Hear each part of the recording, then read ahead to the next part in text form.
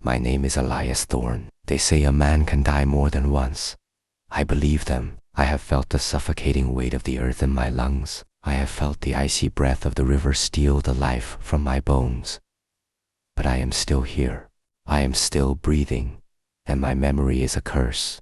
It is a perfect, flawless curse. I remember everything. Before this silence, my world had a voice. It had a name, Leo.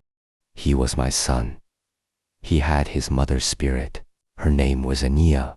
She saw the world not as a thing to be conquered, but as a great circle, a story that is always turning. She would tell Leo, the wolf that hunts the deer is one day fed on by the worms, which feed the grass that feeds the next deer. Nothing is ever truly lost. It only changes form. I wish I could believe that now. I remember watching him learn to track, his small feet trying so hard to be silent in the leaves. I see his face, bright with pride, when he found the trail of a fox I thought was long gone. He was more of this land than I ever was. We joined Captain Morrison's expedition for a future, a simple piece of it. Enough money for a small plot of land in the green country, far from the bite of the frost and the hunger of men. A place where a boy like Leo could grow tall and safe. A foolish dream for a foolish man. This life, the trapper's life, it grinds you down. It turns your heart to stone just to keep it from freezing. We were a company of ghosts, chasing the ghosts of beaver and mink, all of us running from something back in the civilized world. And among us, there was Silas Kane. Most men out here have an emptiness in their eyes, a space left by things they've lost. Kane's eyes weren't empty, they were full of a gnawing hunger. He looked at the mountains and saw only rock. He looked at the river and saw only water. He looked at my son and saw an obstacle, a half-breed mutt. He called him under his breath. I warned him once, only once. I told him what I would do to any man who harmed my boy. He just smiled, a thin, cold smile that didn't reach his eyes. He knew the wilderness was the only law out here. That morning, the morning the world ended, the air was sharp and clean. The kind of cold that feels like a fresh start. Leo was checking the traps just down the ravine. I could hear him humming a tune Amia used to sing. Then the forest went silent. The birds stopped, the wind held its breath, and a god of rage and instinct came out of the trees. A grizzly, a mother. I was between her and her cubs. There was no malice in it. Just nature. Pure, terrible nature. The sound was the first thing, a roar that shook the marrow in my bones. Then the weight, a mountain falling on me. I remember the smell of wet fur and hot blood. My blood. Her claws were like knives of slate, tearing through my back. I could hear my own bones snapping like dry twigs. My rifle was gone. I had only my knife. I fought, but you cannot fight an earthquake. You can only be broken by it. When I woke up, the company was standing over me. Morrison's face was grim. I was a ruin of a man, a collection of broken parts, held together by skin. I couldn't speak. A roar from the bear had torn my throat. I was trapped inside myself. They couldn't carry me, not with winter closing in like a fist. Morrison offered pay, good pay, for men to stay behind, to wait for me to die, to give me a Christian burial. A young boy, Finn, he stayed. He had a good heart, too good for this place. And Silas Kane, he stayed. I lay there, paralyzed, a prisoner in my own body. All I could do was listen. I listened to Finn praying for me, and I listened to Silas whispering. He's already dead, he'd mutter, just loud enough for me to hear. He's holding us back. We'll all die here in the snow because of this corpse. He was planting a seed of fear. Then Leo came back. My boy. He had heard the commotion. He came running back for his father. He stood over me, his small hunting knife in his hand, facing down Silas. He was so brave. We're not leaving him, Leo said. His voice was shaking, but it was strong.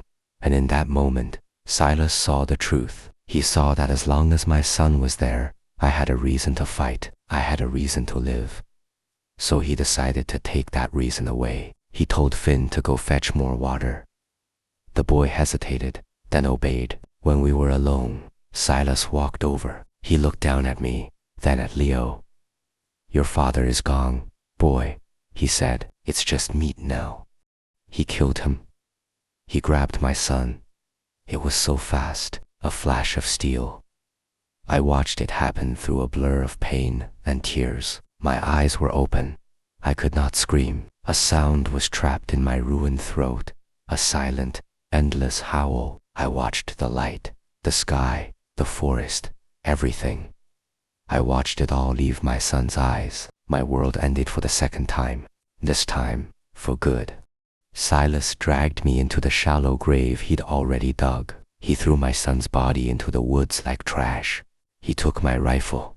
When Finn returned, Silas told him I had died. He told him the boy had run off in grief. The first shovel of dirt hit my face. It was cold and wet. It smelled of worms and endings. I was being erased, buried, alive. But he made a mistake, a fatal mistake. He thought he had buried a man, but he had buried a seed of pure, unkillable hate. And in that cold, dark earth, it began to grow. I don't know how long I was there. Time is meaningless in the grave. But a fire began to burn in the pit of my stomach, a fire that melted the ice in my veins. It was a promise, a vow. I screamed in the silence of my mind. To Leo, I will find him. I will walk out of this grave. I will find him. I pushed, my fingers raw, clawing at the frozen mud. I broke the surface like a nightmare being born. I took my first breath. It tasted of dirt and vengeance. I was not a man anymore. I was a ghost animated by a single purpose. The pain was my new reality. My leg was shattered. I fashioned a crude splint from a fallen branch and my own belt. I coughed up blood and mud. I crawled. My world was the ground, inches from my face. Every rock was a mountain. Every fallen log an impassable wall. But I kept going. I remembered the gunpowder in my powder horn. I poured it into the open wound on my neck. The gash left by the bear. I found a flint. I struck it. The flash of fire was a hot, white agony. It cauterized the wound. It sent a shock through my system that was so profound. It felt like being born again in fire. The pain was a reminder. It told me I was not dead yet. 8 things that would make a vulture sick. Grubs from a rotting log. The bitter roots of weeds. I moved toward the river, the source of all life. I saw a fish in the shallows. I cornered it. My hands blew with cold, and I smashed it against a rock. I ate it raw. Its life became my life. Some nights, the cold was so deep, I knew I would die. I would see Enia's face in the swirl of the snow, her hand reaching for me. I would hear Leo's laughter on the wind. It was a temptation to just close my eyes, to join them, but then I would see Silas Kane's face, and the fire would roar back to life. I found the carcass of a bison half-eaten by wolves. It was a temple of death. I crawled inside it, among the bones and decaying flesh, and in the belly of that dead beast, I found warmth, I found shelter. I slept inside death to escape death. I learned to walk again, a limping, shambling gait, the walk of a broken thing. But I was moving, always moving south. Following the faint trail I knew Silas must have taken, I found his campsites. The ashes of his fires, a dropped button from his coat. He was getting closer, or I was.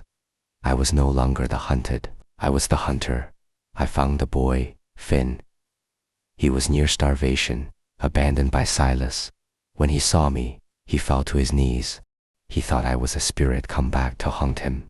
I saw the shame in his eyes. He was not my enemy. He was just a child who had made a terrible choice out of fear. I took his horse, and I left him to his own conscience. I finally reached the fort. It was a hive of noise and light in the vast, dark wilderness, and I saw him, Silas Kane.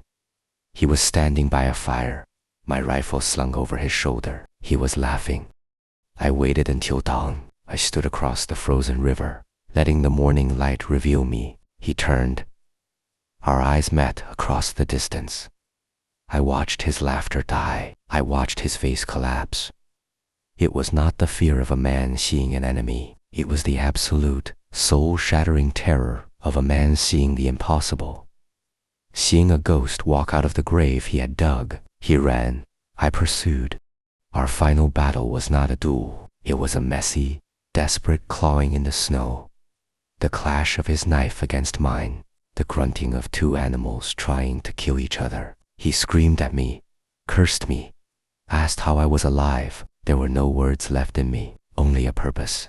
I bested him. I had him on his back, my knife at his throat, the cold steel against his skin. I saw my own reflection in his terrified eyes, and in that moment, I saw that I was about to become him. I was about to let the hate consume what little was left of me. Aenea's voice. A memory. Revenge is a wound you give yourself. Let the Creator judge. I looked at Silas, this pathetic, frightened man. Killing him would feel like justice, but it would not bring my son back. I dragged him to the river's edge, and I pushed him into the current. I'm done with killing, I thought. I let him go. His fate was in the hands of the river, in the hands of the land he had scarred. I watched the current take him. I watched until he was gone, and then silence. The roar that had filled my head for months was gone. The fire in my gut was gone. Now there is only the cold and the quiet. I survived. I walked out of my own grave to deliver a justice that was not mine to give, and I am left with the question that haunts the silence. What does a ghost do when its haunting is over? I don't know. I only know I am still breathing,